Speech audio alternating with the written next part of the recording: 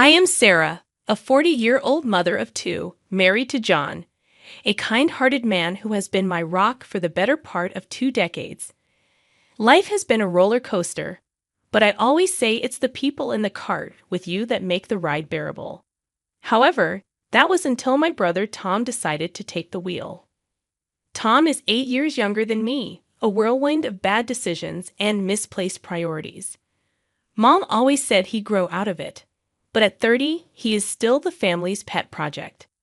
It was a Sunday, the kind that demands a family gathering at Mom's. Her house was our sanctuary, a place where childhood memories lived in every nook. As usual, John, the kids, and I were there enjoying Mom's famous roast and her stories from a time we only knew through her eyes. That's when Tom burst in like a storm. No one predicted it. The door banged against the wall, and in he strutted with a smug smile. He wasn't alone. Clinging to his arm was a young woman barely out of her teens, her pregnant belly blatantly obvious in a dress more suited for a nightclub than a family lunch. John choked on his tea. Emily asked if she was going to be an aunt, and Max was more interested in why Aunt Lissa's dress was so shiny. "Family, meet Lisa, my fiancé," Tom announced, as if he were unveiling a prize. Mom's fork dropped. "Fiancé, Tom, we talked about this." Lisa flipped her hair and shot us a look that could curdle milk. "Yeah, we're getting married, and this little guy," she patted her belly, "is Tom Jr." The room was so quiet you could hear the clock ticking. John cleared his throat. "Congratulations, Tom. That's big news." Tom smirked. "We're staying here for a while, till we get our own place." Mom tried to smile, but I saw the worry in her eyes. That night, after the kids were in bed, John and I talked. "Sarah, your brother, he's not just irresponsible. He's taking advantage of your mom." I knew he was right. Tom was a tornado, and we were all in his path. The only question was how much damage would he do before moving on. The next few days were a blur of Tom and Lisa making themselves at home. Lisa turned the living room into her personal lounge, and Tom spent his days on his phone, laughing at things no one else found funny. Mom was running around, trying to keep up, making meals, cleaning up after them, and never getting a thank you. It was like watching someone slowly deflate. One evening, I caught Mom in the kitchen alone, looking older than her years. "Mom, you can't let them walk all over you," she sighed. "Sarah, he's my son, and that baby, I can't turn them away." I wanted to scream, to tell her she was being used, but I bit my tongue. Family's complicated, and sometimes love means turning a blind eye, even when you know you shouldn't. That's how it began, our new normal. Tom and Lisa, the ungrateful guests, and the rest of us trying to keep the peace in a house that suddenly felt too small. Little did I know, this was just the calm before the storm. Living with Tom and Lisa turned our lives upside down. Every morning started with Lisa's loud complaints, and as her due date approached, things only got worse. She'd leave a trail of mess wherever she went, and one day, I snapped. I found her in the living room, her feet once again on the coffee table, talking loudly on the phone. I told Tom we needed a new car, something safe for the baby. "Lisa, this isn't a hotel. You can't just expect everyone to clean up after you," I said. She rolled her eyes, chill Sarah. "I'm pregnant, remember?" Tom chimed in, "Sarah, lay off her. Can't you see she's carrying my kid?" I shot back. "Being pregnant doesn't give you a free pass to be a slob, Tom." Mom came in, wringing her hands. "Please, let's not fight. It's not good for the baby." I looked at Mom, her face drawn and tired. "This isn't right, Mom. You're running yourself righted for them." But Mom wouldn't listen. They're family, Sarah. What can we do? The days dragged on, and Tom and Lisa would disappear for hours, leaving Mom to babysit their mess. They'd return with shopping bags, laughing about their day out. One evening, I heard them planning a lavish wedding. "We need the best, babe. It's our day," Tom said, his arm around Lisa. Lisa giggled. "Of course, and your mom can help with the expenses, right?" I couldn't believe my ears. I confronted them. "You're planning a wedding you can't afford and expecting Mom to foot the bill." Tom shrugged. Why not?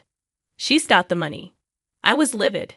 You can't keep using Mom like your personal ATM, Tom. But my words fell on deaf ears. They just laughed and continued their planning, leaving me fuming. Life in Mom's house had gone from bad to unbearable. Lisa had given birth to a baby boy, Alex, and you'd think that would slow them down, but no, it only gave them more excuses. One morning, I walked into the kitchen to find Mom washing a mountain of dishes. Lisa was sprawled on the sofa, cooing at Alex, while Tom played some game on his phone. Morning, Mom. Why are you doing all these dishes? I asked, trying to keep my voice steady. Mom just sighed. Lisa needs to rest, and Tom's busy. I glanced at Lisa. Busy doing what, Lisa? You can't just leave everything to Mom. Lisa shot me a look. I just had a baby, Sarah. I'm not supposed to stress myself. Tom didn't even look up. Yes, Sarah, back off. You don't know how hard it is. I couldn't believe it. Hard. You call sitting on your butt all day hard. Mom tried to calm things down. It's okay, Sarah. I don't mind. But I was past caring. No, it's not okay. You're not their servant. It was like talking to a wall. Tom and Lisa just didn't care. They'd leave the house for hours, leaving Mom to take care of Alex. They'd come back with bags of clothes and gadgets, bragging about their great deals. One day, I found a receipt on the table, a designer dress for Lisa, costing more than what most people make in a week. I confronted them. Where did you get the money for this, Tom? And why is Mom paying for your lifestyle? Tom shrugged, unbothered. She's our mom, Sarah. She wants to help. I was furious. Help? You're bleeding her dry. That's when Lisa chimed in, smirking. If she's willing, why not? Besides, what's it to you? I couldn't take it anymore. I had to talk to Mom alone. Mom, you can't keep giving them money. They're using you. Mom just shook her head. I can't abandon them, Sarah. Especially not Alex. I tried to reason with her, but they're not even trying to be responsible. Tom's not looking for a job, and Lisa's just spending your money like water. Mom looked away, her voice barely a whisper. I know, Sarah, but they're my children. I have to help them. I felt helpless, watching my family fall apart. Tom and Lisa were like leeches, draining everything and giving nothing back. And Mom, bless her heart, was too kind to see it. I didn't know how much more I could take. The breaking point was near, and I feared what would happen when we finally reached it. Things took a turn for the worse when Mom suddenly fell ill. It happened so fast. One day she was her usual self, and the next she was bedridden, looking frail and weak. I was at her bedside, holding her hand. Mom, you're going to get through this, I whispered, trying to sound more hopeful than I felt. She gave me a tired smile. I'm just worn out, Sarah. I've lived a good life. Tom and Lisa were nowhere to be seen, probably out spending more of Mom's money. I couldn't hide my anger anymore. Where are they, Mom? Why aren't they here helping? Mom's eyes were sad. They have their own lives, Sarah. Don't be too hard on them. But I couldn't let it go. Their own lives? They're living off you, Mom, and now when you need them the most, they're absent. Mom just sighed. It broke my heart to see her like this, defeated and alone. Then the inevitable happened. Mom passed away quietly one night, with me by her side. Tom and Lisa were out, probably having the time of their lives, oblivious to the tragedy unfolding at home. The funeral was a blur. I remember seeing Tom and Lisa arrive, looking like they were going to a party rather than mourning a loss. Lisa's dress was inappropriately short and flashy, even for a funeral. People were murmuring, and John squeezed my hand, trying to offer some comfort. After the service, Tom pulled me aside. Sarah, we need to talk about Mom's will. I was still in shock from losing Mom. Now, can't this wait, Tom? He was insistent. No, it can't. I know she left the house to me. We need to sort this out. I couldn't believe his audacity. Tom, Mom just died. Can't you show a little respect? But Tom was relentless. This is important, Sarah. I'm her son. I deserve it. The day after the funeral, I went to Mom's house to start sorting through her things. When I got there, Lisa answered the door with a smug look. "What do you want, Sarah?" she sneered. I was taken aback. "I came to collect some of Mom's things." Lisa laughed, a cold and harsh sound. "Oh, you didn't hear. This is our house now. Tom got everything." Tom appeared behind her grinning. "Yeah, Sarah, Mom changed her will. The house, the money, it's all mine." I felt a surge of anger and disbelief. "You're lying. Mom would never do that." Tom shrugged. "Believe what you want, but the will is clear. This is my house now." I stood there on the doorstep of the house I grew up in, feeling like a stranger. The realization hit me hard. Not only had I lost my mother, but now I was losing my childhood home to my greedy brother and his manipulative wife. As I walked away, I knew this wasn't the end. I had to fight back for Mom, for my family, and for what was right. But little did I know, the battle ahead would be tougher than anything I'd faced before. I was a bundle of nerves as I walked into the notary's office. The whole situation felt like a bad dream. Losing Mom was hard enough, but fighting with Tom over her was something I never imagined. The notary, Mr. Jacobs, was an old family friend. He looked up as I entered, his face somber. "Sarah, I'm sorry for your loss. Let's get straight to the matter at hand." I nodded, trying to steady my voice. "Mr. Jacobs, Tom says Mom left everything to him." "That can't be true." Mr. Jacobs shuffled some papers. "Well, let's see what the will says." Tom and Lisa walked in just then, all smugness and arrogance. Lisa gave me a triumphant smirk, ready to lose Sarah. I ignored her, focusing on Mr. Jacobs. He cleared his throat and began reading the will. My heart was pounding in my chest, bracing myself for the worst. But then Mr. Jacobs said something that made my heart leap. The sum of $5,000. Tom's face fell. "What? That's it?" Mr. Jacobs continued. "And to my daughter Sarah, I leave the family home and the remainder of my estate." I couldn't believe it. Relief and disbelief washed over me. Lisa was furious. "That's impossible. She promised us the house." Mr. Jacobs looked at them sternly. "There's more. It appears your mother made this last will a month ago after expressing concerns about undue pressure from certain family members." Tom was red with anger. "This is what she wanted. I can't believe this."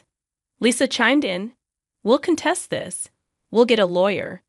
Mr. Jacobs raised an eyebrow. "You're free to do so. But be aware, if it's found that there was any coercion involved in the previous will, there could be legal consequences." Tom and Lisa looked at each other, their confidence wavering. I stood up, feeling stronger than I had in months. "Mom saw through your greed. She made sure her last wishes were respected."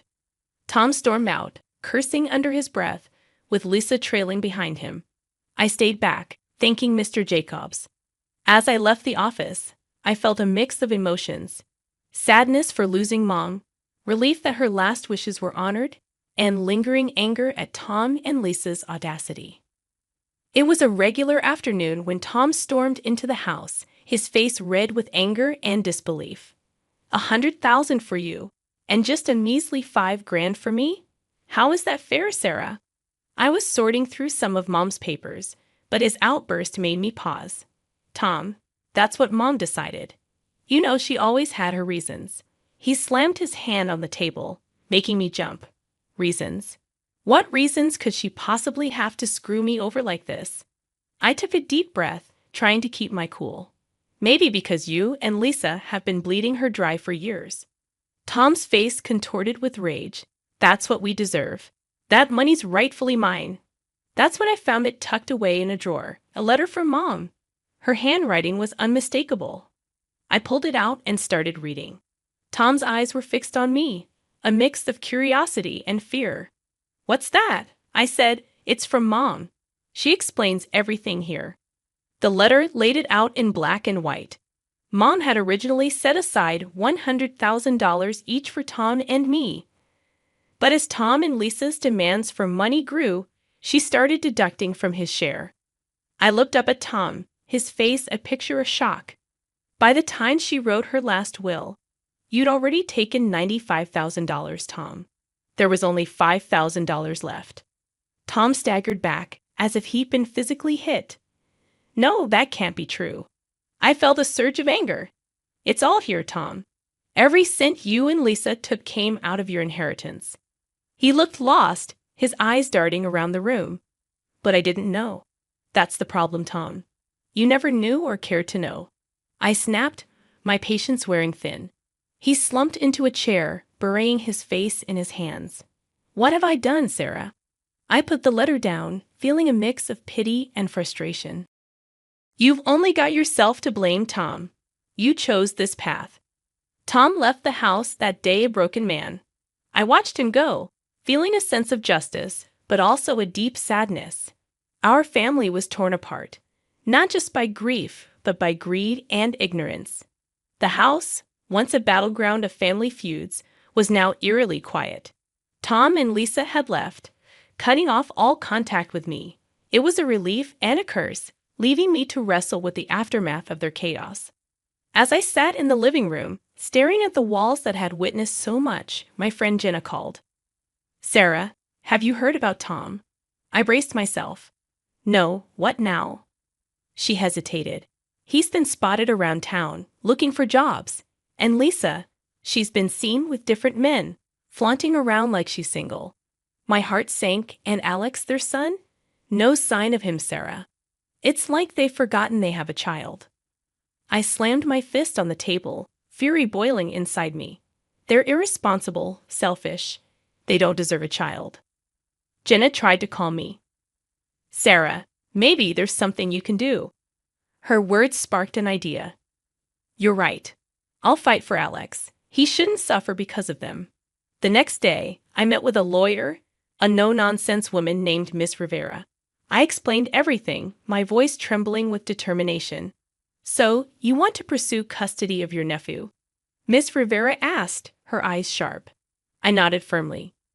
Yes, he's in a toxic environment. I want to give him a better life. Miss Rivera leaned forward.